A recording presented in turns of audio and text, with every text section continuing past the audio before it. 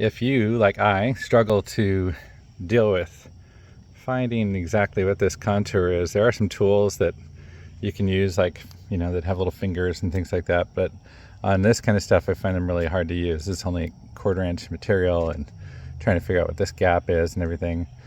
So what I do is take a little piece of kind of thinner cardboard like this and put it roughly in the place that I want, and then I'll kind of take a rubbing against it, similar to when you would take a crayon and do like a coin rubbing or something. So I'll do the finished product and pick it up there.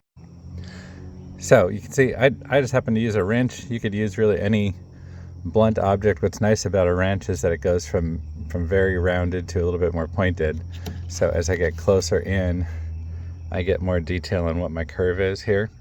So what I'll take and do is cut this out, make a jig for it, and then overlay it onto my other material so that it just fits right in there. And then same thing on the other end. Usually takes just a little sanding or a little trial and error, and we're good to go. Like so. With my 2 jigs cut, next I'm going to overlay those on my board that's already cut to length.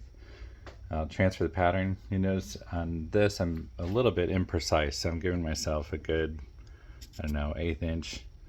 So I would rather sand to final contour than have to do the whole thing over again. Check my fit. I'm pretty good on this side, but ran a bit high along to here. So I'll take a little bit off and sand it down.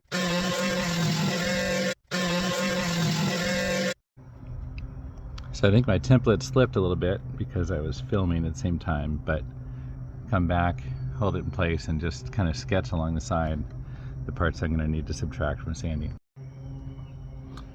And finally, pretty well ready to go.